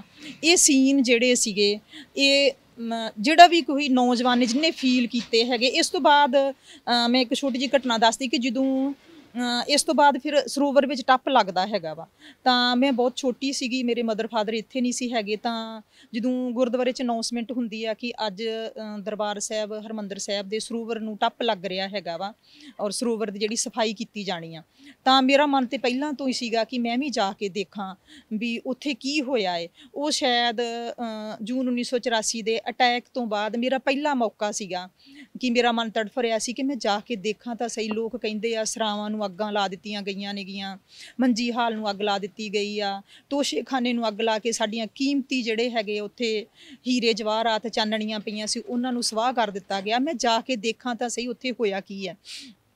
ਔਰ ਜਦੋਂ ਗੁਰਦੁਆਰੇ 'ਚ ਅਨਾਉਂਸਮੈਂਟ ਹੁੰਦੀ ਆ ਤੇ ਅਸੀਂ 3-4 ਭੈਣਾਂ ਜਿਹੜੀਆਂ ਸਿਸਟਰ ਸੀ ਪਿੰਡ ਤੋਂ ਬਾਹਰ ਵਾਲੇ ਸਕੂਲ ਵਿੱਚ, ਪ੍ਰਾਈਵੇਟ ਸਕੂਲ ਵਿੱਚ ਅਸੀਂ ਪੜ੍ਹਦੀਆਂ ਸਾਂ ਔਰ ਸਾਈਕਲਾਂ 'ਤੇ ਅਸੀਂ ਜਾਂਦੀਆਂ ਹੁੰਦੀਆਂ ਸੀ, ਤੇ ਮੈਂ ਆਪਣੀ ਸਿਸਟਰਾਂ ਨੂੰ ਜਿਹੜੀਆਂ ਦੂਜੀਆਂ 2 ਭੈਣਾਂ ਉਹਨਾਂ ਨੂੰ ਮੈਂ ਕਿਹਾ ਕਿ ਤੁਸੀਂ ਬੀਜੀਦਾਰ ਜੀ ਤਾਂ ਇੱਥੇ ਨਹੀਂ, ਪਰ ਮੈਂ ਦਰਬਾਰ ਸਾਹਿਬ ਜਾਣਾ ਹੀ ਜਾਣਾ ਹੈ। ਤੇ ਵੀਰ ਜੀ ਸਾਡੇ ਦਾ ਸਾਨੂੰ ਬਹੁਤ ਜ਼ਿਆਦਾ ਡਰ ਹੁੰਦਾ ਸੀ, ਉਹਨਾਂ ਨੂੰ ਪੁੱਛਣ ਦੀ ਹਿੰਮਤ ਨਹੀਂ ਸੀ ਤੇ ਨਾ ਹੀ ਉਹਨਾਂ ਨੇ ਪਰਮਿਸ਼ਨ ਦੇਣੀ ਸੀ ਜਾਣ ਦੀ, ਤਾਂ ਇਸ ਲਈ ਮੈਂ ਹੁਣ ਚੋਰੀ ਜਾਣਾ ਸੀ। ਮੈਂ ਆਪਣਾ ਜਿਹੜਾ ਬੈਗ ਹੈ ਉਹ ਸਾਈਕਲ ਦੇ ਪਿੱਛੇ ਰੱਖ ਦਿੱਤਾ ਔਰ ਇਕੱਲੀ ਜਾ ਕੇ ਜਿਹੜਾ ਕਾਰ ਸੇਵਾ ਦਾ ਟਰੱਕ ਆਇਆ ਸੀਗਾ ਸੰਗਤ ਨੂੰ ਲੈਣ ਲਈ, ਉਸ ਵਿੱਚ ਜਾ ਕੇ ਟਾਈਮ ਸਿਰ ਹੀ ਬੈਠ ਗਈ ਔਰ ਆਪਣੀਆਂ ਸਿਸਟਰ ਨੂੰ ਕਹਿ ਦਿੱਤਾ ਕਿ ਅਗਰ ਵੀਰ ਜੀ ਪੁੱਛਦੇ ਆ ਤੇ ਉਹਨਾਂ ਨੂੰ ਦੱਸ ਦੇਣਾ ਕਿ ਮੈਂ ਪੈਦਲ ਥੋੜਾ ਅੱਗੇ ਤੁਰ ਕੇ ਜਾ ਰਹੀ ਹੈਗੀ ਆ, ਅੱਗੋਂ ਸਾਈਕਲ ਤੇ ਚੜ੍ਹ ਜਾਵਾਂਗੀ। ਤਾਂ ਜਦੋਂ ਮੈਂ ਆਣ ਕੇ ਇੱਥੇ ਸ੍ਰੀ ਦਰਬਾਰ ਸਾਹਿਬ ਵਿੱਚ ਜਿਹੜਾ ਕਿ ਸਰੋਵਰ ਦਾ ਟੱਪ ਲੱਗਿਆ ਸੀਗਾ, ਕੁਛ ਉਦੋਂ ਬਾਬਾ ਜੀ ਖੜਕ ਸਿੰਘ ਹੁਣਾਂ ਨੇ ਟੱਪ ਲਾਇਆ ਸੀਗਾ, ਤਾਂ ਛੋਟੀਆਂ ਛੋਟੀਆਂ ਜਿਹੜੀਆਂ ਹੈਗੀਆਂ ਨੇਗੀਆਂ ਛੋਟੇ ਛੋਟੇ ਕੜੇ, ਕੰਘੇ, ਕਿਰਪਾਨਾਂ, ਛੋਟੀ ਛੋਟੀਆਂ ਹੱਡੀਆਂ ਦੇ ਜਿਹੜੇ ਟੁਕੜੇ ਸੀਗੇ ਉਹ ਟੋਕਰੀਆਂ ਲਾਈਆਂ ਹੋਈਆਂ ਸੀ। ਸੰਗਤ ਜਿਹੜੀ ਬਹੁਤ ਵੱਡੀ ਪੱਧਰ ਤੇ ਸੰਗਤ ਸੀਗੀ ਤੇ ਉਹ ਜਿਹੜੇ ਸਾਰਾ ਜਿਹੜਾ ਵੀ ਇਹ ਚੀਜ਼ਾਂ ਚੱਕ ਕੇ ਜਿਹੜੀਆਂ ਹੈਗੀਆਂ ਨੇ ਉਹ ਟੋਕਰੀਆਂ ਵਿੱਚ ਪਾ ਰਹੇ ਸੀਗੇ। ਤਾਂ ਉਹ ਕੁਛ ਚੂੜੇ ਸੀਗੇ, ਕੁਛ ਕੜੇ ਸੀ, ਉਹ ਚੀਜ਼ਾਂ ਰੂਹ ਨੂੰ ਝੰਜੋੜਨ ਵਾਲੀਆਂ ਸੀ। ਉਸ ਤੋਂ ਬਾਅਦ ਮੈਂ ਥੋੜਾ ਟਾਈਮ ਜਾ ਕੇ ਗੁਰੂ ਰਾਮਦਾਸ ਸਰਾਂ ਦਾ ਵਿੱਚ ਜਾਂਦੀ ਆ, ਮੰਜੀ ਸਾਹਿਬ ਉੱਧਰ ਜਾਂਦੀ ਆ ਤੇ ਸਿਰਫ ਉਹ ਕਾਲਖ ਨਜ਼ਰ ਆ ਰਹੀ ਸੀ ਕਿਉਂਕਿ ਸਾਰੇ ਜਿਹੜੇ ਸਰਾਵਾਂ ਦੇ ਜਿਹੜੇ ਕਮਰੇ ਸੀ ਉਹਨਾਂ ਨੂੰ ਅੱਗਾਂ ਲਾ ਕੇ ਉਹਨਾਂ ਨੂੰ ਸਾੜ ਦਿੱਤਾ ਗਿਆ ਸੀਗਾ। ਉਹ ਜਦੋਂ ਸਾਰਾ ਸੀਨ ਮੈਂ ਦੇਖਦੀ ਹਾਂ ਤੇ ਉਹਨੇ ਬਹੁਤ ਜ਼ਿਆਦਾ ਜ਼ਿੰਦਗੀ ਦੇ ਵਿੱਚ ਬੇਚੈਨੀ ਜਿਹੜੀ ਹੈਗੀ ਉਹ ਪੈਦਾ ਕਰ ਦਿੱਤੀ। ਔਰ ਹੌਲੀ-ਹੌਲੀ ਇਸੇ ਤਰ੍ਹਾਂ ਫਿਰ ਮੈਂ ਜਿਹੜਾ ਹੈਗਾ ਵਾ ਸਿੱਖ ਇਤਿਹਾਸ ਪੜ੍ਹਨਾ ਸ਼ੁਰੂ ਕੀਤਾ। ਭਾਈ ਵੀਰ ਸਿੰਘ ਦਾ ਸਾਹਿਤ ਜਿਹੜਾ ਹੈਗਾ ਵਾ ਉਹ ਪੜ੍ਹਿਆ। ਮੇਰਾ ਫਿਰ ਇੰਟਰਸਟ ਜਿਹੜਾ ਹੈਗਾ ਇੱਧਰ ਵੱਧਦਾ ਗਿਆ। ਜਦੋਂ ਮੈਂ ਸਾਰਾ ਇਤਿਹਾਸ ਪੜ੍ਹਿਆ ਵੀ ਇੱਕ ਸਿੱਖ ਦਾ ਜੀਵਨ ਕੀ ਹੁੰਦਾ ਹੈ, ਉਹਦੀਆਂ ਕੀ ਜ਼ਿੰਮੇਵਾਰੀਆਂ ਹੁੰਦੀਆਂ, ਤੇ ਫਿਰ ਆਟੋਮੈਟਿਕਲੀ ਹੀ ਜਿਹੜੇ ਕਦਮ ਹੈਗੇ ਆ ਉਹ ਮੈਨੂੰ ਇਸ ਮੂਵਮੈਂਟ ਦੇ ਵਿੱਚ ਸ਼ਾਮਲ ਹੋਣ ਲਈ ਮਜਬੂਰ ਕਰਦੇ ਗਏ। ਤੁਸੀਂ ਮੂਵਮੈਂਟ ਦੇ ਵਿੱਚ ਸ਼ਾਮਲ ਹੋ ਜਾਂਦੇ ਹੋ ਕਿ ਸੌਖਾ ਨਹੀਂ ਹੁੰਦਾ ਮੂਵਮੈਂਟ ਦੇ ਵਿੱਚ ਸ਼ਾਮਲ ਹੋਣਾ, ਤੇ ਜਦੋਂ ਪਹਿਲੀ ਵਾਰੀ ਮੂਵਮੈਂਟ ਦੇ ਵਿੱਚ ਸ਼ਾਮਲ ਹੁੰਦੇ ਹੋ ਤਾਂ ਕਿੰਨੀਆਂ ਕੁ ਔਰਤਾਂ ਪਹਿਲਾਂ ਤੁਹਾਡੇ ਤੋਂ ਸ਼ਾਮਲ ਸੀਗੀਆਂ, ਜਾਂ ਫਿਰ ਔਰਤਾਂ ਨੂੰ ਉਸ ਟਾਈਮ ਕਿੱਦਾਂ ਦੇਖਿਆ ਗਿਆ? ਕਿਉਂਕਿ ਕੰਮ ਜਿਹੜਾ ਸੀਗਾ ਉਹ ਬਹੁਤ ਔਖਾ ਸੀਗਾ, ਕੁਰਬਾਨੀ ਵਾਲਾ ਕੰਮ ਜਿਹਨੂੰ ਅਸੀਂ ਕਹਿ ਲਈਏ ਉਹਦਾ ਹੀ ਸੀਗਾ। ਕਿੰਨਾ ਕੀ ਮਾਹੌਲ ਸੀ ਉਸ ਸਮੇਂ? ਸਾਡੇ ਜਥੇ ਦੇ ਵਿੱਚ ਤਾਂ ਉਸ ਟਾਈਮ ਮੈਂ ਇਕੱਲੀ ਹੀ ਲੇਡੀ ਸੀਗੀ, ਸਿੱਖ ਬੀਬੀ ਸੀ ਜਿਹੜੀ ਜਥੇ ਦੇ ਵਿੱਚ ਸੀਗੀ। ਹਾਂ, ਉਸ ਟਾਈਮ ਭਾਈ ਜੁਗਰਾਜ ਸਿੰਘ ਤੂਫਾਨ ਦੇ ਆਨੰਦ ਕਾਰਜਾਂ ਨੂੰ ਵੀ ਥੋੜ੍ਹਾ ਹੀ ਟਾਈਮ ਹੋਇਆ ਸੀ। ਉਹ ਵੀ ਭੈਣ ਜੀ ਚਰਚਾ ਵਿੱਚ ਆਉਂਦੇ ਸੀ ਕਿ ਭਾਈ ਜੁਗਰਾਜ ਸਿੰਘ ਤੂਫਾਨ ਦੀ ਜਿਹੜੀ ਸਿੰਘਣੀ ਹੈਗੀ ਆ ਉਹ ਵੀ ਨਾਲ ਹੀ ਮੂਵਮੈਂਟ ਦੇ ਵਿੱਚ ਵਿਚਰ ਰਹੇ ਨੇ। ਕੁਝ ਕੁ ਵਿਰਲੀਆਂ ਟਾਮੀਆਂ ਜਿਹੜੀਆਂ ਬੀਬੀਆਂ ਨੇ ਉਹਨਾਂ ਦਾ ਜ਼ਿਕਰ ਆਉਂਦਾ ਸੀਗਾ ਕਿ ਉਹ ਵੀ ਸੰਘਰਸ਼ ਦੇ ਵਿੱਚ ਸ਼ਾਮਲ ਨੇ ਤੇ ਉਹ ਵੀ ਚੱਲ ਰਹੀਆਂ ਨੇ। ਪਰ ਇਸ ਦੇ ਨਾਲ ਨਾਲ ਮਾਹੌਲ ਇਸ ਤਰ੍ਹਾਂ ਦਾ ਸੀ ਕਿ ਆਮ ਘਰਾਂ 'ਚ ਜਿਨ੍ਹਾਂ 'ਚ ਜਾ ਕੇ ਅਸੀਂ ਰਹਿੰਦੇ ਸੀ, ਉਹਨਾਂ ਘਰਾਂ ਦੀਆਂ ਨੌਜਵਾਨ ਜਿਹੜੀਆਂ ਲੜਕੀਆਂ ਹੈਗੀਆਂ ਉਹ ਆਮ ਚਾਹੁੰਦੀਆਂ ਸੀ ਕਿ ਅਸੀਂ ਵੀ ਸੰਘਰਸ਼ ਵਿੱਚ ਆਈਏ। ਜਿਵੇਂ ਕਿ ਇੱਥੇ ਇੱਕ ਫੇਰੂਮਾਨ ਕਾਲਜ ਹੈਗਾ ਰਈਏ ਦੇ ਲਾਗੇ, ਉਸ ਕਾਲਜ ਦੀਆਂ ਲੜਕੀਆਂ ਦਾ ਕਾਫੀ ਜ਼ਿਆਦਾ ਮਾਹੌਲ ਇਸ ਤਰ੍ਹਾਂ ਦਾ ਬਣ ਚੁੱਕਿਆ ਸੀਗਾ ਕਿ ਉਹਨਾਂ ਲੜਕੀਆਂ ਨੇ ਮੇਰੇ ਨਾਲ ਸੰਪਰਕ ਕੀਤਾ ਕਿਸੇ ਵੀ ਤਰੀਕੇ ਨਾਲ। ਇੱਕ ਦੋ ਲੜਕੀਆਂ ਜਿਹੜੀਆਂ ਮੈਨੂੰ ਮਿਲਣ ਆਈਆਂ ਔਰ ਬਹੁਤ ਉਹਨਾਂ ਦੇ ਇਮੋਸ਼ਨ ਸੀਗੇ ਕਿ ਅਸੀਂ ਸੰਘਰਸ਼ ਵਿੱਚ ਸ਼ਾਮਲ ਹੋਣਾ ਹੈਗਾ ਵਾ, ਅਸੀਂ ਸੇਵਾ ਕਰਨਾ ਚਾਹੁੰਦੇ ਹੈਗੇ ਹਾਂ। ਔਰ ਜਿਸ ਟਾਈਮ ਮੈਂ ਉਹਨਾਂ ਨੂੰ ਸਾਰੀ ਸੰਘਰਸ਼ ਬਾਰੇ ਸਹੀ ਜਾਣਕਾਰੀ ਦਿੱਤੀ ਕਿ ਇਸ ਸੰਘਰਸ਼ ਵਿੱਚ ਤੁਸੀਂ ਸ਼ਾਮਲ ਹੋਣਾ ਚਾਹੁੰਦੇ ਜੇ, ਪਰ ਕੀ ਤੁਸੀਂ ਇਸ ਚੀਜ਼ ਲਈ ਪ੍ਰਪੇਅਰ ਜੇਗੇ ਕਿ ਤੁਹਾਡਾ ਪੂਰੇ ਘਰ ਵੀ ਉੱਜੜ ਸਕਦੇ ਆ, ਤੁਹਾਡੇ ਪਰਿਵਾਰ ਨੂੰ ਵੀ ਪੁਲਿਸ ਝੂਠੇ ਪੁਲਿਸ ਮੁਕਾਬਲਿਆਂ ਵਿੱਚ ਮਾਰ ਸਕਦੀ ਆ, ਤੁਹਾਡੇ ਜੇ ਕੋਈ ਭਰਾ ਏ, ਤੁਹਾਡੇ ਭੈਣਾਂ, ਕੁਛ ਵੀ ਤੁਹਾਡੇ ਪਰਿਵਾਰ ਨਾਲ ਵਾਪਰ ਸਕਦਾ ਅਗਰ ਤੁਸੀਂ ਮੂਵਮੈਂਟ ਵਿੱਚ ਆਉਂਦੇ ਜੇ। ਉਹਨਾਂ ਨੂੰ ਜੇਲ੍ਹ ਠਾਣੇ ਹਰ ਇੱਕ ਚੀਜ਼ ਦੇ ਵਿੱਚੋਂ ਦੀ ਵਿਚਰਨਾ ਪਏਗਾ ਕਿ ਤੁਸੀਂ ਇਹਨਾਂ ਚੀਜ਼ਾਂ ਲਈ ਪ੍ਰਪੇਅਰ ਜੇ। ਤਾਂ ਜਦੋਂ ਮੈਂ ਇਹਨਾਂ ਚੀਜ਼ਾਂ ਦੇ ਬਾਰੇ 'ਚ ਉਹਨਾਂ ਨੂੰ ਜਾਣਕਾਰੀ ਦਿੱਤੀ ਤਾਂ ਉਹ ਹੈਰਾਨ ਰਹਿ ਗਈਆਂ। ਸ਼ਾਇਦ ਉਹਨਾਂ ਨੂੰ ਇੰਨਾ ਨਹੀਂ ਸੀ ਜਾਣਕਾਰੀ ਕਿ ਇਹ ਜਿਹੜਾ ਸੰਘਰਸ਼ ਹੈਗਾ ਇਹ ਐਵੇਂ ਨਹੀਂ ਹੈਗਾ ਕਿ ਅਸੀਂ ਦੇਖਿਆ ਕਿ ਕੋਈ ਅਸਾਲਟ ਫੜ ਕੇ ਲੜ ਰਿਹਾ ਤੇ ਇਹ ਇੱਕ ਇੰਜੋਇਮੈਂਟ ਨਹੀਂ ਹੈਗਾ। ਇਹ ਸੰਘਰਸ਼ ਲੜਨ ਦੇ ਬਾਰੇ, ਸੰਘਰਸ਼ ਦੀਆਂ ਬਰੀਕੀਆਂ ਬਾਰੇ ਹਰ ਇੱਕ ਤਰ੍ਹਾਂ ਦੀ ਜਾਣਕਾਰੀ ਹੋਣੀ ਚਾਹੀਦੀ ਆ। ਤੇ ਜਦੋਂ ਮੈਂ ਇੰਨੀ ਗੱਲ ਉਹਨਾਂ ਨੂੰ ਸਮਝਾਈ ਕਿ ਤੁਹਾਡਾ ਪੜ੍ਹਾਈ ਦਾ ਟਾਈਮ ਹੈ, ਤੁਸੀਂ ਆਪਦੀ ਪੜ੍ਹਾਈ ਵਾਲੇ ਪਾਸੇ ਹੀ ਧਿਆਨ ਦੇਵੋ, ਤਾਂ ਉਹਨਾਂ ਲੜਕੀਆਂ ਦੇ ਵਿੱਚੋਂ ਹੀ ਇੱਕ ਲੜਕੀ ਜਿਹੜੀ ਫੂਡ ਸਪਲਾਈ ਵਿੱਚ ਇੰਸਪੈਕਟਰ ਦੀ ਜੋਬ ਕਰਦੀ ਸੀ, ਕਾਫੀ ਟਾਈਮ ਬਾਅਦ ਵਿੱਚ ਕਈ ਸਾਲ ਬਾਅਦ ਵਿੱਚ ਜਦੋਂ ਮੈਨੂੰ ਮਿਲੀ ਤਾਂ ਉਹਨੇ ਮੇਰੇ ਨਾਲ ਜ਼ਿਕਰ ਕੀਤਾ ਕਿ ਉਸ ਟਾਈਮ ਮੈਨੂੰ ਤਾਂ ਯਾਦ ਨਹੀਂ ਸੀ। ਉਹਨੇ ਮੈਨੂੰ ਦੱਸਿਆ ਕਿ ਇਸ ਟਾਈਮ ਜਦੋਂ ਮੈਂ ਤੁਹਾਨੂੰ ਮਿਲੀ ਸੀ ਤੇ ਤੁਹਾਡੇ ਕਰਕੇ ਹੀ ਅੱਜ ਮੈਂ ਜਿਹੜੀ ਹੈਗੀ ਆ ਇਹੋ ਜਿਹੀ ਜੋਬ ਕਰ ਰਹੀ ਹਾਂ, ਨਹੀਂ ਤੇ ਅਦਰਵਾਈਜ਼ ਮੇਰੇ ਮਨ ਵਿੱਚ ਸੀਗਾ ਕਿ ਮੈਂ ਮੂਵਮੈਂਟ ਵਿੱਚ ਲੜਨਾ ਹੈਗਾ। ਸੰਦੀਪ ਜੀ, ਸੰਘਰਸ਼ ਦੌਰਾਨ ਹੀ ਤੁਹਾਡਾ ਵਿਆਹ ਵੀ ਹੁੰਦਾ ਆ, ਉਹ ਕਿਵੇਂ ਸਬੱਬ ਬਣਦਾ? 6 ਜਨਵਰੀ ਨੂੰ ਭਾਈ ਸਤਵੰਤ ਸਿੰਘ ਤੇ ਭਾਈ ਕੇਰ ਸਿੰਘ ਹੋਣਾ ਨੂੰ ਫਾਂਸੀ ਲੱਗਦੀ ਹੈਗੀ ਆ। ਤਾਂ ਇਸ ਚੀਜ਼ ਨੇ ਤਾਂ ਬਹੁਤ ਹੀ ਜ਼ਿਆਦਾ ਮਨ ਨੂੰ ਉਦਾਸ ਕਰ ਦਿੱਤਾ ਵੀ ਜਿਨ੍ਹਾਂ ਲੋਕਾਂ ਨੇ ਸਾਡੇ ਜਾਨ ਤੋਂ ਵੱਧ ਪਿਆਰੇ ਹਰਿਮੰਦਰ ਸਾਹਿਬ ਉੱਤੇ ਹਮਲਾ ਕੀਤਾ ਸੀਗਾ, ਉਹਦੇ ਲਈ ਜਿਹੜੇ ਜ਼ਿੰਮੇਵਾਰ ਲੋਕ ਹੈਗੇ ਆ ਉਹ ਤਾਂ ਉੱਚੇ ਅਹੁਦਿਆਂ 'ਤੇ ਬੈਠੇ ਹੋਏ ਆ।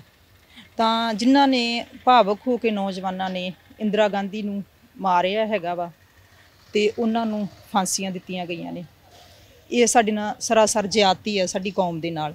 ਔਰ ਇਸ ਚੀਜ਼ ਨੇ ਮਨ ਨੂੰ ਬਹੁਤ ਹੀ ਜ਼ਿਆਦਾ ਪਰੇਸ਼ਾਨ ਕਰ ਦਿੱਤਾ। ਔਰ ਇਹ ਘਟਨਾ ਜਿਹੜੀ ਆ ਭਾਈ ਸਤਵੰਤ ਸਿੰਘ ਹੋਣਾ ਦੀ ਫਾਂਸੀ ਦੀ ਜਿਹੜੀ ਘਟਨਾ ਹੈ, ਇਹ ਮੈਨੂੰ ਮੂਵਮੈਂਟ ਵਿੱਚ ਸ਼ਾਮਲ ਹੋਣ ਲਈ ਹੋਰ ਨੇੜੇ ਲੈ ਆਈ। ਔਰ ਰਾਤ ਦਿਨ ਜਿਹੜੀ ਮੇਰੀ ਬੇਚੈਨੀ ਹੈਗੀ ਆ ਇਹ ਵੱਧ ਗਈ। ਇਸੇ ਘਟਨਾ ਦੌਰਾਨ ਹੀ ਫਿਰ ਮੈਨੂੰ ਇਹ ਜਿਹੜਾ ਜਲਦੀ ਕਦਮ ਜਿਹੜੇ ਹੈਗੇ ਮੂਵਮੈਂਟ ਵਿੱਚ ਸ਼ਾਮਲ ਹੋਣ ਲਈ ਪੁੱਟਣੇ ਪਏ। ਅੱਛਾ, ਤੇ ਮੂਵਮੈਂਟ ਜਿਹੜੀ ਤੁਹਾਡੀ ਚੱਲਦੀ ਰਹੀ ਉਹਦੇ ਨਾਲ ਕੋਈ ਮੂਵਮੈਂਟ ਤੋਂ ਤਾਂ ਨਹੀਂ ਫਰਕ ਪਿਆ? ਕਿਉਂ ਵਾਰੀ ਹੁੰਦਾ ਨਾ ਕਿ ਵਿਆਹ ਤੋਂ ਬਾਅਦ ਤੁਸੀਂ ਥੋੜ੍ਹਾ ਦੇਰ ਘਰ ਬੈਠਦੇ ਹੋ ਜਾਂ ਨਹੀਂ? ਨਹੀਂ, ਮੈਂ ਆਫਟਰ ਮੈਰਿਜ ਹੀ ਮੂਵਮੈਂਟ ਵਿੱਚ ਸ਼ਾਮਲ ਹੁੰਦੀ ਹਾਂ, ਇਸ ਤੋਂ ਪਹਿਲਾਂ ਨਹੀਂ। ਮੈਰਿਜ ਤੋਂ ਬਾਅਦ ਹੀ ਮੈਂ ਮੂਵਮੈਂਟ ਦੇ ਵਿੱਚ ਸ਼ਾਮਲ ਹੋਈ ਹਾਂ। ਔਰ ਮੈਂ ਆਪਣੇ ਸਹੁਰੇ ਪਰਿਵਾਰ ਵੀ ਇੱਕ ਦਿਨ ਵੀ ਨਹੀਂ ਰਹਿ ਕੇ ਵੇਖਿਆ ਸੀਗਾ। ਸਿੰਘ ਸਾਹਿਬ ਅੰਡਰਗਰਾਊਂਡ ਹੀ ਜਦੋਂ ਮੇਰੇ ਆਨੰਦ ਕਾਰਜ ਹੁੰਦੇ ਆ ਤਾਂ ਮੈਰਿਜ ਵਾਲੇ ਦਿਨ ਤੋਂ ਬਾਅਦ ਹੀ ਮੇਰੀ ਜਿਹੜੀ ਹੈਗੀ ਆ ਉਹ ਸੰਘਰਸ਼ ਦੀ ਜਿਹੜੀ ਜ਼ਿੰਦਗੀ ਹੈਗੀ ਆ ਉਹ ਸ਼ੁਰੂ ਹੁੰਦੀ ਆ। ਜਦੋਂ ਤੁਸੀਂ ਕਹਿੰਦੇ ਹੋ ਕਿ ਔਰਤ ਜਿਹੜੀ ਹੈ, ਤੁਸੀਂ ਕਹਿੰਦੇ ਹੋ ਕਿ ਮੈਂ ਕੁੜੀਆਂ ਮੇਰੇ ਨਾਲ ਆਉਣਾ ਚਾਹੁੰਦੀਆਂ ਸੀਗੀਆਂ, ਮੈਂ ਉਹਨਾਂ ਨੂੰ ਸਮਝਾਇਆ ਕਿ ਬਹੁਤ ਸਾਰੇ ਜਿਹੜੇ ਤੁਹਾਡੇ 'ਤੇ ਆਰੋਪ ਲੱਗਦੇ ਆ, ਤੁਹਾਡੇ 'ਤੇ ਵੀ ਟਾਢਾ ਲੱਗੀ ਰਹੀ, ਤੁਸੀਂ ਵੀ ਬਹੁਤ ਸਾਰਾ ਸਮਾਂ ਜੇਲ੍ਹ 'ਚ ਬਿਤਾਇਆ। ਕਿਹੜੇ ਜਿਹੜੇ ਸੀਗੇ ਐਲੀਗੇਸ਼ਨ ਤੁਹਾਡੇ 'ਤੇ ਲੱਗੇ ਨੇ, ਕਿਹਨਾਂ 'ਚ ਤੁਸੀਂ ਬਰੀ ਹੋਏ ਹੋ, ਔਰ ਕਿੱਦਾਂ ਦਾ ਸਮਾਂ ਸੀ ਉਹ?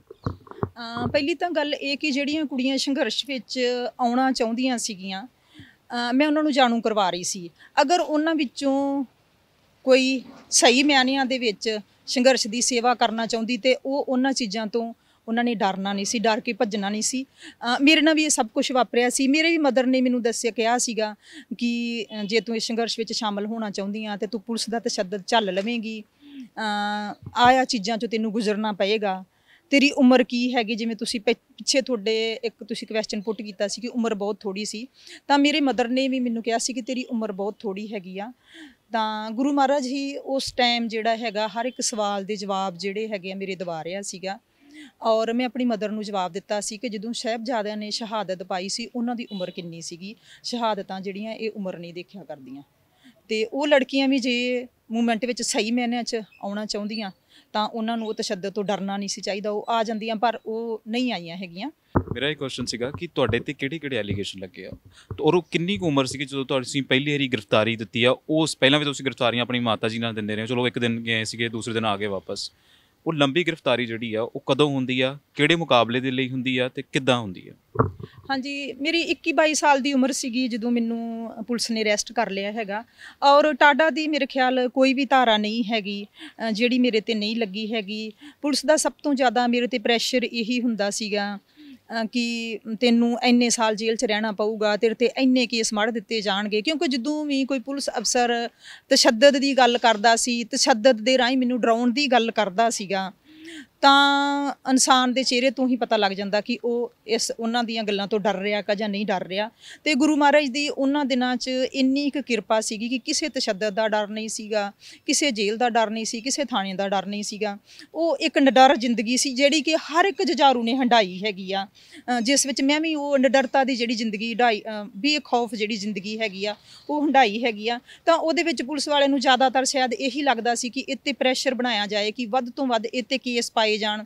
ਕਈ ਵਾਰੀ 10-10 ਦਿਨ ਦੇ ਲਗਾਤਾਰ ਮੇਰੇ ਪੁਲਿਸ ਰਿਮਾਂਡ ਚੱਲਦੇ ਸੀ ਤੇ ਰੋਜ਼ਾਨਾ ਦਾ ਇੱਕ ਕੇਸ ਮੇਰੇ ਤੇ ਪਾਇਆ ਜਾਂਦਾ ਸੀ। ਇੱਕ ਕੇਸ ਅੱਜ ਪਾ ਦਿੱਤਾ ਜਾਂਦਾ ਸੀ, ਫਿਰ ਮੈਨੂੰ ਪੁੱਛਿਆ ਜਾਂਦਾ ਸੀਗਾ ਕਿ ਅੰਮ੍ਰਿਤਸਰ ਦੇ 2 ਜਿੱਥੇ ਤੁਹਾਡੇ ਟਿਕਾਣੇ ਹੈਗੇ ਉਹਨਾਂ ਬਾਰੇ ਸਾਨੂੰ ਜਾਣਕਾਰੀ ਦੇ। ਜਦੋਂ ਮੈਂ ਉਹ ਜਾਣਕਾਰੀ ਨਹੀਂ ਸੀ ਦਿੰਦੀ ਤੇ ਅਗਲੇ ਦਿਨ ਫਿਰ ਮੇਰੇ ਤੇ ਇੱਕ ਕੇਸ ਜੜ ਕੇ ਤੇ ਫਿਰ ਮੈਨੂੰ ਪੁੱਛਿਆ ਜਾਂਦਾ ਸੀਗਾ ਕਿ ਤੂੰ ਸਾਨੂੰ ਕੁਝ ਦੱਸਣਾ ਹੈ ਜਾਂ ਨਹੀਂ ਦੱਸਣਾ। ਜਦੋਂ ਮੇਰਾ ਜਵਾਬ ਅੱਗੋਂ ਫਿਰ ਨਾ 'ਚ ਆਉਂਦਾ ਸੀਗਾ ਜਾਂ ਮੈਂ ਉਹਨਾਂ ਨੂੰ ਬੇਵਸੀ ਜ਼ਾਹਰ ਕਰਦੀ ਸੀ ਕਿ ਮੈਨੂੰ ਕਿਸੇ ਟਿਕਾਣੇ ਦਾ ਪਤਾ ਹੀ ਨਹੀਂ ਹੈਗਾ, ਮੈਨੂੰ ਸ਼ਹਿਰ ਦੇ ਬਾਰੇ ਕੋਈ ਜਾਣਕਾਰੀ ਨਹੀਂ ਹੈਗੀ, ਤੇ ਮੈਂ ਤੁਹਾਨੂੰ ਦੱਸਾਂ ਕਿ ਜੋ ਵੀ ਗੁਰੂ ਮਹਾਰਾਜ ਮੇਰੇ ਤੋਂ ਕਹਾ ਰਿਹਾ ਸੀ ਸੋਝੀ ਅਨੁਸਾਰ ਉਹ ਮੈਂ ਕਹਿ ਰਹੀ ਸੀ। ਤਾਂ ਉਹ ਲਗਾਤਾਰ 10 ਦਿਨ ਦਾ ਪ੍ਰੈਸ਼ਰ ਮੇਰੇ ਤੇ ਬਣ ਰਿਹਾ ਸੀ ਕਿ ਰੋਜ਼ਾਨਾ ਦਾ ਇੱਕ ਕੇਸ ਪਾਈ ਜਾ ਰਹੇ ਸੀ। ਪਰ ਮੈਂ ਮਨ ਵਿੱਚ ਸੋਚ ਰਹੀ ਸੀ ਕਿ ਕਿੰਨੇ ਕੁ ਦਿਨ ਕੇਸ ਪਾ ਲੋਗੇ, 10 20 50 100 ਪੂਰੀ ਉਮਰ ਭਰ ਦਾ ਤੁਸੀਂ ਮੇਰੇ ਤੇ ਕੇਸ ਨਹੀਂ ਨਾ ਪਾਈ ਜਾਓਗੇ। ਇੱਕ ਕੇਸ ਵਿੱਚ ਵੀ ਮੈਂ ਜੇਲ੍ਹ ਵਿੱਚ ਰਹਿਣਾ ਤੇ ਬਾਕੀ ਕੇਸਾਂ ਵਿੱਚ ਵੀ ਰਹਿਣਾ। ਇਸ ਤਰੀਕੇ ਦੇ ਨਾਲ ਮੇਰੇ ਤੇ ਕਾਫੀ ਜ਼ਿਆਦਾ ਮੇਰੇ ਖਿਆਲ ਹੈ ਵੀ 22-23 ਕੇਸ ਜਿਹੜੇ ਹੈਗੇ ਆ ਮੇਰੇ ਤੇ ਪੁਲਿਸ ਨੇ ਪਾਏ। ਲੇਕਿਨ ਗੁਰੂ ਮਹਾਰਾਜ ਨੇ ਉਹਦੇ ਵਿੱਚ ਫਿਰ ਲਾਲਚ ਵੀ ਦਿੱਤੇ ਜਾਂਦੇ ਰਹੇ, ਮੈਨੂੰ ਕਈ ਤਰ੍ਹਾਂ ਦੇ ਲਾਲਚ ਦਿੱਤੇ ਜਾਂਦੇ ਰਹੇ ਕਿ ਤੈਨੂੰ ਹੁਣ 2 ਸਾਲ ਹੋ ਗਏ ਆ ਜੇਲ੍ਹ ਵਿੱਚ ਆਈ ਨੂੰ, ਅਸੀਂ ਤੈਨੂੰ ਇੱਥੋਂ ਹੀ ਪਿੰਡ ਦੀ ਪੰਚਾਇਤ ਬੁਲਾ ਕੇ, ਜਦੋਂ ਉਹਨਾਂ ਦਿਨਾਂ 'ਚ KPS ਗਿੱਲ ਦੇ ਆਮ ਨੌਜਵਾਨਾਂ ਨੂੰ ਪੇਸ਼ ਕੀਤਾ ਜਾਣ ਦਾ ਡਰਾਮਾ ਕੀਤਾ ਜਾਂਦਾ ਸੀ, ਜਿਨ੍ਹਾਂ ਨੂੰ ਪਹਿਲਾਂ ਹੀ ਫੜਿਆ ਹੁੰਦਾ ਸੀ ਵੀ ਇਹਨਾਂ ਨੇ ਆਪਣੇ ਹਥਿਆਰ ਜਿਹੜੇ ਹੈਗੇ ਉਹ ਸੁੱਟ ਦਿੱਤੇ ਹੈਗੇ। ਬੜੇ ਤਰ੍ਹਾਂ ਦੀ ਗੌਰਮੈਂਟ ਨੇ ਡਰਾਮੇ ਕੀਤੇ ਹੈਗੇ ਆ। ਉਸ ਡਰਾਮੇ ਵਿੱਚ ਮੈਨੂੰ ਵੀ ਸ਼ਾਮਲ ਕਰਨ ਲਈ ਬੜੇ ਜ਼ੋਰ ਲਗਾਇਆ ਗਿਆ ਵੀ ਤੂੰ ਵੀ ਪੱਤਰਕਾਰਾਂ ਦੇ ਸਾਹਮਣੇ ਸਾਡਾ ਲਿਖਿਆ ਹੋਇਆ ਬਿਆਨ ਜਿਹੜਾ ਹੈਗਾ ਵਾ KPS ਗਿੱਲ ਦੀ ਹਜ਼ੂਰੀ ਵਿੱਚ ਪੜ੍ਹ ਦੇ ਤਾਂ ਅਸੀਂ ਮਤਲਬ ਕਿ ਤੈਨੂੰ ਇੱਥੋਂ ਹੀ ਘਰੇ ਭੇਜ ਦੇਵਾਂਗੇ, ਤੇਰੇ ਸਾਰੇ ਕੇਸ ਵਾਪਸ ਲੈ ਲਾਂਗੇ। ਬੜਾ ਕੁਛ ਚੱਲਦਾ ਰਿਹਾ, ਪਰ ਗੁਰੂ ਮਹਾਰਾਜ ਨੇ ਹਰ ਇੱਕ ਚੀਜ਼ ਵਿੱਚੋਂ ਸਫਲਤਾਪੂਰਵਕ ਲਾਜ ਰੱਖ ਕੇ ਤੇ ਇਸ ਸੰਘਰਸ਼ ਦਾ ਮੈਨੂੰ ਜਿਹੜਾ ਹਿੱਸਾ ਬਣਾਈ ਰੱਖਿਆ। ਸੰਦੀਪ ਜੀ, ਕਿਹੜੇ ਤਸ਼ੱਦਦ ਹੁੰਦੇ ਸੀਗੇ ਔਰ ਕਿੰਨੇ ਦਿਨ ਦਾ ਰਿਮਾਂਡ ਹੁੰਦਾ ਸੀਗਾ? ਜਦੋਂ ਰਿਮਾਂਡ ਹੁੰਦਾ ਸੀ ਤਾਂ ਕਿਹੜਾ ਤਸ਼ੱਦਦ ਜਿਹੜਾ ਤੁਸੀਂ ਝੱਲਿਆ?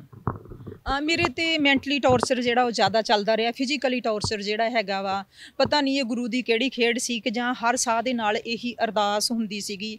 ਸਿੰਘ ਸਾਹਿਬ ਹੁਣਾਂ ਦੀ ਵੀ ਰੋਜ਼ਾਨਾ ਦੋਨੇ ਟਾਈਮ ਰਹਿਰਾਸ ਸਾਹਿਬ ਤੋਂ ਬਾਅਦ ਤੇ ਨਿਤਨੇਮ ਤੋਂ ਬਾਅਦ, ਔਰ ਮੇਰੀ ਵੀ ਇਹੀ ਅਰਦਾਸ ਹੁੰਦੀ ਸੀ ਕਿ ਜਿਉਂਦੇ ਜੀ ਦੁਸ਼ਟਾਂ ਦੇ ਹੱਥ ਨਾ ਆਈਏ।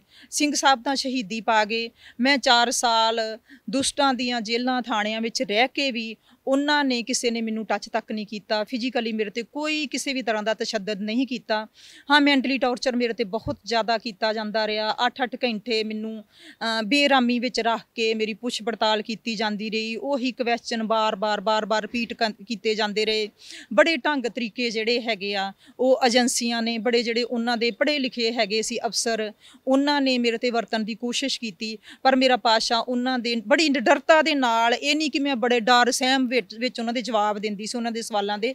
ਮੇਰੇ ਪਾਤਸ਼ਾਹ ਨੇ ਬੜੀ ਲਾਜਪਤ ਰੱਖ ਕੇ ਤੇ ਬੜੀ ਨਿਡਰਤਾ ਦੇ ਨਾਲ ਉਹਨਾਂ ਦੇ ਹਰ ਇੱਕ ਸਵਾਲ ਦਾ ਜਵਾਬ ਜਿਹੜਾ ਉਹ ਮੇਰੇ ਕੋਲ ਦਵਾਇਆ। ਤੁਹਾਡੇ ਉੱਤੇ ਕੇਸ ਹੁੰਦਾ ਆ, ਤੁਸੀਂ ਕਹਿੰਦੇ ਕਿ ਟਾਟਾ ਦੀ ਕੋਈ ਵੀ ਇਦਾਂ ਦੀ ਧਾਰਾ ਨਹੀਂ ਜਿਹੜੀ ਮੇਰੇ ਤੇ ਨਹੀਂ ਲੱਗੀ। ਕੀ ਜਿਹੜੀਆਂ ਅਕਾਲੀ ਸੰਸਥਾਵਾਂ ਬਣੀਆਂ ਸੀ ਜਾਂ ਸਾਡੀਆਂ ਧਾਰਮਿਕ ਜਥੇਬੰਦੀਆਂ ਬਣੀਆਂ ਹੋਈਆਂ ਨੇ, ਉਹਨਾਂ ਨੇ ਤੁਹਾਡੇ ਪੁੱਛ ਪੜਤਾਲ ਕੀਤੀ, ਤੁਹਾਡੇ ਕੇਸ ਲੜੇ, ਜਾਂ ਕਿਸੇ ਹੋਰ ਖਾੜਕੂਆਂ ਜੁਝਾਰੂਆਂ ਦੇ ਕੇਸ ਉਹਨਾਂ ਦੇ ਵੱਲੋਂ ਲੜੇ ਗਏ?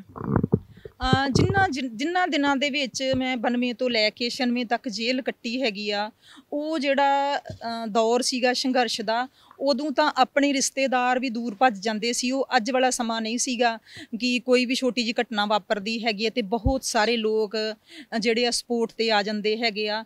ਉਸ ਟਾਈਮ ਤਾਂ ਜਿਹੜੇ ਪਰਿਵਾਰਕ ਮੈਂਬਰ ਸੀ ਉਹ ਵੀ ਕਈ ਵਾਰੀ ਭੱਜ ਜਾਂਦੇ ਸੀ, ਪਰ ਮੇਰੇ ਮਾਤਾ ਪਿਤਾ ਜੀ ਨੇ ਹੀ ਮੇਰੇ ਸਾਰੇ ਹੀ ਕੇਸਾਂ ਦੀ ਪੈਰਵਾਈ ਕੀਤੀ ਆ। ਹੋਰ ਕਿਸੇ ਵੀ ਜਥੇਬੰਦੀ ਵੱਲੋਂ ਕੋਈ ਵੀ ਜਿਹੜੀ ਹੈਗੀ ਆ ਉਹ ਹੈਲਪ ਨਹੀਂ ਕੀਤੀ ਗਈ।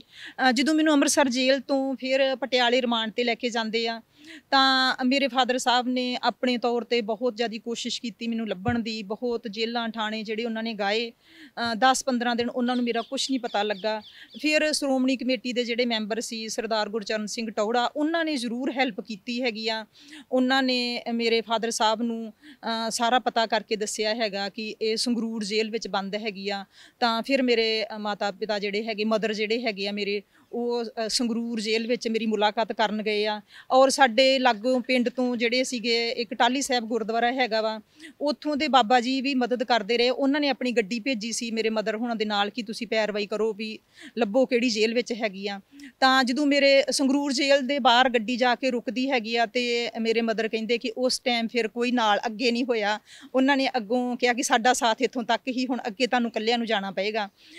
ਫਿਰ ਮੇਰੇ ਜੀਜਾ ਜੀ ਸਰਦਾਰ ਬਲਜੀਤ ਸਿੰਘ ਤੇ ਮੇਰੇ ਮਦਰ, ਜਿਨ੍ਹਾਂ ਨੇ ਕਿਹਾ ਕਿ ਸਾਨੂੰ ਤਾਂ ਜਾਣਾ ਹੀ ਪੈਣਾ ਹੈਗਾ ਵਾ, ਤੇ ਉਹਨਾਂ ਨੇ ਜਾ ਕੇ ਫਿਰ ਮੇਰੀ ਸੰਗਰੂਰ ਜੇਲ੍ਹ ਵਿੱਚ ਪਹਿਲੀ ਮੁਲਾਕਾਤ ਜਿਹੜੀ ਆ ਉਹਨਾਂ ਨੇ ਕੀਤੀ ਹੈਗੀ।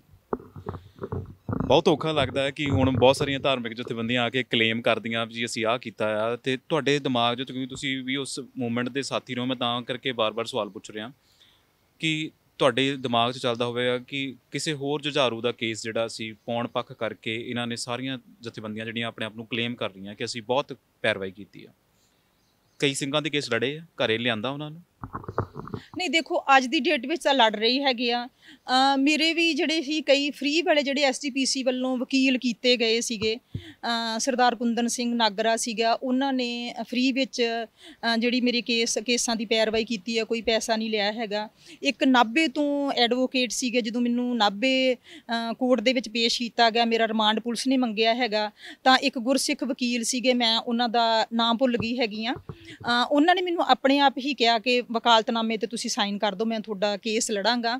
ਉਹਨਾਂ ਨੇ ਵੀ ਮੇਰਾ ਫ੍ਰੀ 'ਚ ਕੇਸ ਲੜਿਆ ਹੈਗਾ। ਇਸ ਤੋਂ ਇਲਾਵਾ ਕੁਝ ਚੰਡੀਗੜ੍ਹ ਹਾਈ ਕੋਰਟ ਦੇ ਐਡਵੋਕੇਟ ਸਾਹਿਬਾਨ ਸੀ, ਜਦੋਂ ਵੀ ਮੇਰੇ ਫਾਦਰ ਸਾਹਿਬ ਨੂੰ ਲੋੜ ਪੈਂਦੀ ਸੀਗੀ ਤਾਂ ਉਹ ਫ੍ਰੀ ਦੇ ਵਿੱਚ ਕੇਸ ਲੜਦੇ ਸੀਗੇ। ਪਰ ਕੁਝ ਵਕੀਲ ਜਿਹੜੇ ਹੈਗੇ ਆ, ਸਾਨੂੰ ਉਹ ਫੀਸਾਂ ਦੇ ਕੇ ਵੀ ਜਿਹੜੇ ਵਕੀਲ ਉਹ ਕਰਨੇ ਪਏ, ਕਿਉਂਕਿ ਕਈ ਵਾਰੀ ਆਪਾਂ ਫ੍ਰੀ ਦੇ ਚੱਕਰ ਵਿੱਚ ਜਦੋਂ ਪੈ ਜਾਂਦੇ ਹਾਂ, ਫਿਰ ਪੈਰਵਾਈਆਂ ਵੀ ਕੇਸਾਂ ਦੀਆਂ ਉਨੀਆਂ ਕੀ ਹੀ ਚੱਲਦੀਆਂ ਹੈਗੀਆਂ ਨੇ।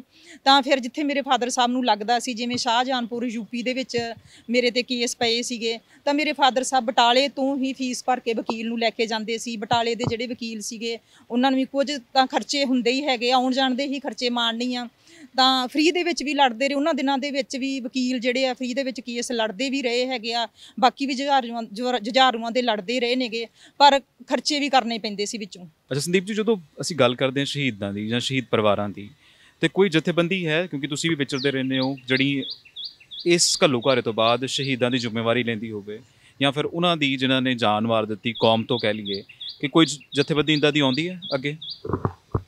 ਹਾਂ, 1996 ਦੇ ਵਿੱਚ ਜਿਸ ਟਾਈਮ ਮੈਂ ਸੰਗਰੂਰ ਜੇਲ੍ਹ ਤੋਂ ਬਾਹਰ ਆਈ, ਤਾਂ ਸ਼ਹੀਦ ਪਰਿਵਾਰਾਂ ਦੀ, ਉਹਨਾਂ ਦੀ ਬੱਚਿਆਂ ਦੀ ਪੜ੍ਹਾਈ ਲਿਖਾਈ ਦੀ ਸੇਵਾ ਦੀ ਆਰੰਭਤਾ ਕੀਤੀ। ਤਾਂ ਉਸ ਟਾਈਮ ਬਹੁਤ ਘੱਟ ਚਿਹਰੇ ਸੀਗੇ ਜਿਹੜੇ ਸ਼ਹੀਦਾਂ ਦੇ ਵਾਰਸ ਕਹਾ ਕੇ ਉਹਨਾਂ ਪਰਿਵਾਰਾਂ ਦੀ, ਉਹਨਾਂ ਬੱਚਿਆਂ ਦੀ ਮਦਦ ਕਰ ਰਹੇ ਸੀਗੇ। ਉਸ ਤੋਂ ਬਾਅਦ ਇੱਕ ਦੌਰ ਵਿੱਚ ਇਹੋ ਜਿਹਾ ਆਇਆ 2005-06 ਤੋਂ ਬਾਅਦ ਕਿ ਬਹੁਤ ਸਾਰੀਆਂ ਜਥੇਬੰਦੀਆਂ ਜਾਂ ਆਮ ਨੌਜਵਾਨ ਜਿਹੜੇ ਹੈਗੇ ਆ, ਇਹ ਸ਼ਹੀਦਾਂ ਦੇ ਵਾਰਸ ਬਣੇ ਫੇਸਬੁੱਕ ਦੇ ਰਾਹੀਂ। ਇਹ ਵੀ ਵੇਖਣ ਵਿੱਚ ਆਉਂਦਾ ਰਿਹਾ ਕਿ ਇੱਕ ਸ਼ਹੀਦ ਸਿੰਘ ਦਾ ਜਿਹੜਾ ਸ਼ਹੀਦੀ ਸਮਾਗਮ ਹੈ, ਉਹ ਸਾਲ ਵਿੱਚ 2-2 ਵਾਰੀ ਵੀ ਮਨਾਇਆ ਜਾਂਦਾ ਰਿਹਾ, ਕਿ ਬਹੁਤ ਵੱਡੇ ਪੱਧਰ 'ਤੇ ਸ਼ਹੀਦਾਂ ਦੀ ਗੱਲ ਚੱਲੀ, ਉਹਨਾਂ ਦੀ ਮਦਦ ਵੀ ਹੋਈ, ਬਹੁਤ ਕੁਛ ਚੱਲਿਆ। ਪਰ ਹੁਣ ਅੱਜ ਦੀ ਤਰੀਕ ਵਿੱਚ ਫਿਰ ਉਹ ਸਾਰੀਆਂ ਜਥੇਬੰਦੀਆਂ ਜਿਹੜੀਆਂ ਹੈਗੀਆਂ, ਜਿਹੜੀਆਂ ਇੱਕਦਮ ਆਈਆਂ ਸੀਗੀਆਂ ਸ਼ਹੀਦਾਂ ਦੇ ਪਰਿਵਾਰਾਂ ਦੀ ਮਦਦ ਤੇ, ਉਹ ਫਿਰ ਚੁੱਪ ਹੋ ਗਈਆਂ ਨੇਗੀਆਂ। ਕਿਸੇ ਨੂੰ ਕੋਈ ਰੁਝੇਵਾਂ ਮਿਲ ਗਿਆ ਹੈਗਾ, ਕੋਈ ਕਿਸਾਨ ਅੰਦੋਲਨ ਵਾਲੇ ਪਾਸੇ ਰੁੱਝ ਗਿਆ ਹੈਗਾ ਵਾ, ਜਾਂ ਕਿਸੇ ਨੂੰ ਹੋਰ ਕਈ ਤਰ੍ਹਾਂ ਦੇ ਰੁਝੇਵੇਂ ਮਿਲ ਗਏ ਨੇਗੇ, ਤਾਂ ਉਹ ਉੱਧਰ ਰੁੱਝ ਗਏ ਨੇ। ਅੱਜ ਸ਼ਹੀਦਾਂ ਦੇ ਪਰਿਵਾਰਾਂ ਦੀ ਹਾਲਾਤ ਜਿਹੜੀ ਹੈਗੀ ਆ ਉਹ ਫਿਰ ਬਹੁਤ ਖਰਾਬ ਹੈਗੀ ਆ। ਪਰਿਵਾਰਾਂ ਦੀਆਂ ਜਿਹੜੀਆਂ ਰੋਜ਼ਾਨਾ ਜ਼ਰੂਰਤਾਂ ਨੇਗੀਆਂ, ਬਜ਼ੁਰਗਾਂ ਦੀ ਦਵਾਈ ਬੂਟੀ ਦਾ ਜਿਹੜਾ ਹੀਲਾ ਕਰਨ ਵਾਲੇ ਜਿਹੜੇ ਹੈਗੇ ਆ, ਉਹ ਫਿਰ ਬਹੁਤ ਘੱਟ ਚਿਹਰੇ ਹੈਗੇ ਆ ਜਿਹੜੇ ਫਿਰ ਜਿਹੜੇ ਸ਼ਹੀਦਾਂ ਦੇ ਨਾਲ ਖਲੋਤੇ ਹੋਏ ਆ। ਤੇ ਜਿਹੜਾ ਉਹ ਇੱਕ ਦੌਰ ਆਇਆ ਸੀਗਾ ਵੀ ਹਰ ਕੋਈ ਸ਼ਹੀਦਾਂ ਦਾ ਵਾਰਸ ਬਣਿਆ ਪਿਆ ਸੀ, ਉਹ ਜਿਸ ਤਰ੍ਹਾਂ ਆਇਆ ਸੀ ਉਸੇ ਤਰ੍ਹਾਂ ਹੀ 2-4 ਸਾਲ 5 ਸਾਲ ਹੰਢਾ ਕੇ ਤੇ ਫਿਰ ਖਤਮ ਹੋ ਗਿਆ ਹੈ। ਤੁਹਾਨੂੰ ਲੱਗਦਾ ਕਿ ਥੋੜੇ ਟਾਈਮ ਲਈ ਉਹ ਲਾਈਮਲਾਈਟ 'ਚ ਆਉਂਦੇ ਨੇ, ਚਾਹੇ ਉਹ ਕੋਈ ਵੀ ਹੈਗਾ ਆ, ਉਹ ਇਸ ਕਰਕੇ ਆਉਂਦਾ ਕਿ ਉਹਨੂੰ ਬਸ ਨਾਮ ਮਿਲ ਜਾਵੇ। ਜਦੋਂ ਨਾਮ ਖਤਮ ਹੋ ਜਾਂਦਾ ਫਿਰ ਮਦਦ ਵੀ ਖਤਮ ਹੋ ਜਾਂਦੀ ਹੈ, ਟੈਂਪਰੇਰੀ ਮਦਦ ਹੈ। ਦੇਖੋ, ਟੈਂਪਰੇਰੀ ਮਦਦ ਵਾਲੇ ਤੇ ਬਹੁਤ ਚਿਹਰੇ ਆਉਂਦੇ ਹੈਗੇ ਆ ਸਾਹਮਣੇ। ਗੁਰੂ ਨੇ ਹੀ ਸਾਰੀ ਖੇਡ ਰਚਾਈ ਆ, ਉਹ ਸਭ ਦੀਆਂ ਡਿਊਟੀਆਂ ਲਾਉਂਦਾ ਹੈ। ਜਿਵੇਂ ਜਿਵੇਂ ਕਿਸੇ ਨੂੰ ਸੋਝੀ ਬਖਸ਼ੀ ਹੋਈ ਆ, ਉਸੇ ਹੀ ਤਰੀਕੇ ਦੇ ਨਾਲ ਉਹ ਜਿਹੜਾ ਹੈਗਾ ਪਰਿਵਾਰਾਂ ਦੀ ਮਦਦ ਕਰਕੇ ਆਪਣੇ ਤਰੀਕੇ ਨਾਲ ਹਰ ਕੋਈ ਜ਼ਿੰਦਗੀ ਜੀ ਕੇ ਇਸ ਦੁਨੀਆ ਤੋਂ ਸਭ ਨੇ ਹੀ ਚਲੇ ਜਾਣਾ ਹੈ। ਜਦੋਂ ਅਸੀਂ 84 ਦੀ ਗੱਲ ਕਰਦੇ ਹਾਂ, ਬਹੁਤ ਸਾਲ ਹੋ ਗਏ ਨੇ, ਤੇ ਜਦੋਂ ਤੁਸੀਂ ਤੁਹਾਡਾ ਜਿਹੜਾ ਦੇਖਣਾ ਹੈ ਪਿੱਛੇ ਘੁਮਾ ਕੇ, ਤੇ ਉਹ ਕਿੱਦਾਂ ਦਾ ਲੱਗਦਾ ਤੁਹਾਨੂੰ ਹੁਣ ਤੱਕ? ਬਿਲਕੁਲ, ਮੈਂ ਆਪਣੀ ਨਿੱਜੀ ਜ਼ਿੰਦਗੀ ਦੇ ਉੱਤੇ ਪਿੱਛੇ ਝਾਤ ਮਾਰਦੀ ਹੈਗੀ ਹਾਂ 84 ਤੋਂ ਲੈ ਕੇ, ਤਾਂ ਮੇਰੀ ਜ਼ਿੰਦਗੀ ਵਿੱਚ ਬਹੁਤ ਤਰ੍ਹਾਂ ਦੇ ਪਲੇਟਫਾਰਮ ਆਏ ਨੇਗੇ। ਜੇਲਾਂ, ਥਾਣੇ, ਪੁਲਿਸ, ਹੋਰ ਕਈ ਕੁਛ, ਸ਼ਹੀਦ ਪਰਿਵਾਰਾਂ ਦੀ ਮਦਦ, ਕਈ ਤਰ੍ਹਾਂ ਦੀ ਜਿਹੜੀਆਂ ਚੀਜ਼ਾਂ ਨੇਗੀਆਂ ਮੇਰੀ ਲਾਈਫ ਦੇ ਵਿੱਚ ਆਈਆਂ ਨੇਗੀਆਂ।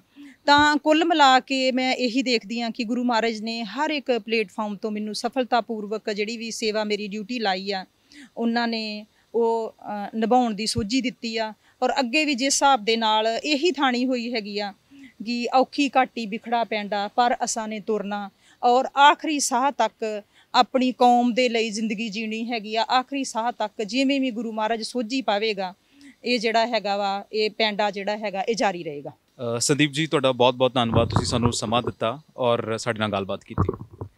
ਤੁਹਾਡਾ ਵੀ ਸਾਰੀ ਸਮੁੱਚੀ ਟੀਵੀ ਪੰਜਾਬ ਦੀ ਟੀਮ ਦਾ ਬਹੁਤ ਬਹੁਤ ਧੰਨਵਾਦ, ਜਿਨ੍ਹਾਂ ਨੇ ਮੈਨੂੰ ਮੌਕਾ ਦਿੱਤਾ ਹੈ ਆਪਣੀ ਕੌਮ ਦੀਆਂ ਗੱਲਾਂ ਕਰਨ ਦਾ, ਆਪਣੀ ਕੌਮ ਦੀ ਦਰਦ ਭਰੀ ਜਿਹੜੀ ਹੈਗੀ ਆ ਜਿਹੜਾ ਟਾਈਮ ਸੀਗਾ ਜੂਨ 1984 ਦਾ, ਉਹ ਟੀਵੀ ਪੰਜਾਬ ਦੇ ਰਾਹੀਂ ਦਰਸ਼ਕਾਂ ਦੇ ਨਾਲ ਸਾਂਝਿਆਂ ਕਰਨ ਦਾ ਤੁਹਾਡੀ ਸਾਰੀ ਸਮੁੱਚੀ ਟੀਮ ਦਾ ਬਹੁਤ ਬਹੁਤ ਧੰਨਵਾਦ ਜੀ।